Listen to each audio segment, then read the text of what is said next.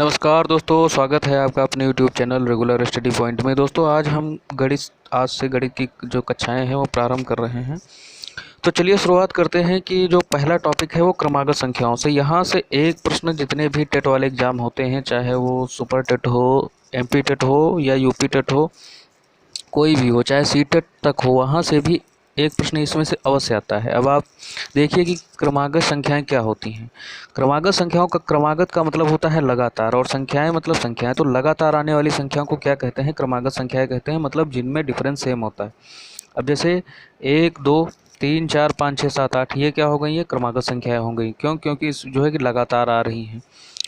अब बात की जाए कि क्रमागत सम संख्याएं क्या होती हैं, तो क्रमागत का मतलब हो गया लगातार, और सम संख्याएं यानी लगातार आने वाली सम संख्याएं तो क्या हो जाएंगी? 2 4 6 8 10।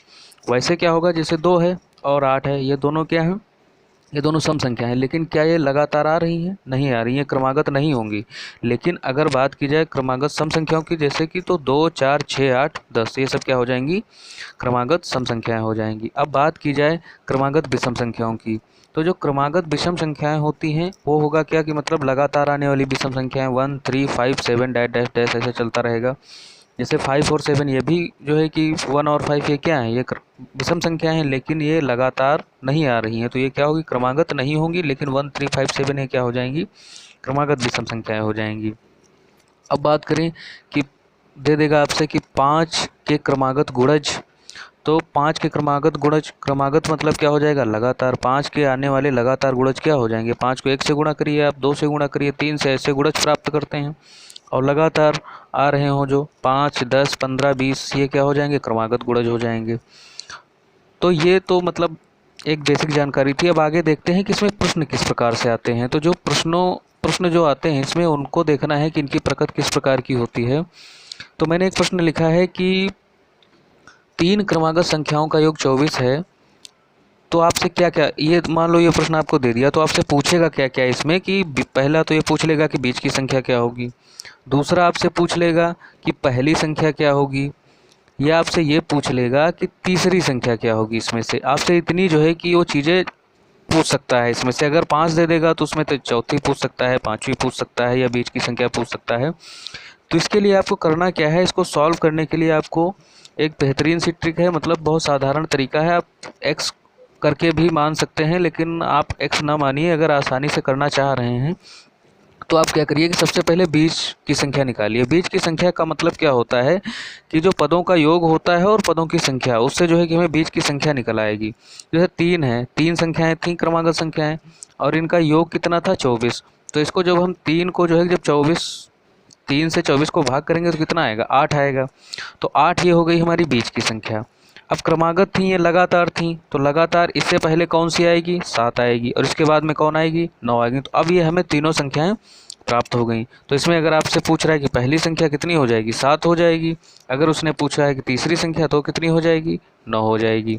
तो ये था हमारा पहला प्रश्न। अब आगे हम बात करते हैं दूसरे प्रश्न की।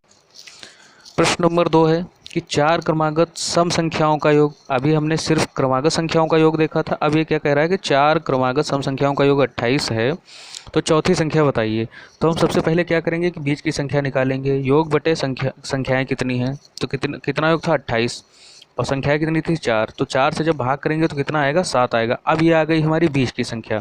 लेकिन कह रहा है कि 4 क्रमागत सम संख्याओं की बात कर रहा है। अब ये क्या है? ये विषम है। तो इसका मतलब रोल इसमें इतना होता है कि ये आपको ये बताएगा कि आगे पीछे जो आपकी सम संख्या है वो कितनी है। इसका बस इतना रोल होता है। तो 7 ये आया। अब ये है विषम, हमें चाहिए क्या? सम। तो इससे पहले क्या आएगा? 6। तो 6 हो गया।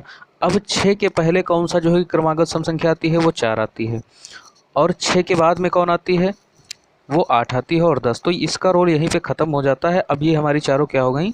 ये हमारी चारों सम संख्या हो गई, क्रमागत सम संख्या हो गई। इसमें से आपसे जो पूछे आप उसको दे दिए। जैसे इसमें पूछ रहा है कि चौथी संख्या बताइए, तो चौथी संख्या कितनी हो जाएगी? 10 हो जाएगी। तो ये हमारा आंसर हो जाएगा। आगे चलिए बात करते हैं नेक्स्ट प्रश्न में। तो नेक्स्ट प्रश्न क्या कह रहा है कि 4 क्रमागत जो विषम संख्याएं हैं उनका योग दे रखा है 18। तो कह रहा है कि पहली संख्या बताइए।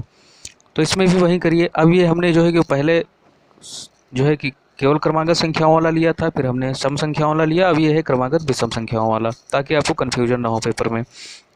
तो इसमें क्या करेंगे हम कि पहले इसमें भी वही करेंगे, ट्रिक लगाएंगे कि बीच की संख्या निकालेंगे। तो 48 है, जो 4 से भाग करेंगे तो क्या आ जाएगा, 12 आ जाएगा। अब 12 आ गया, ये क्या है, सम है।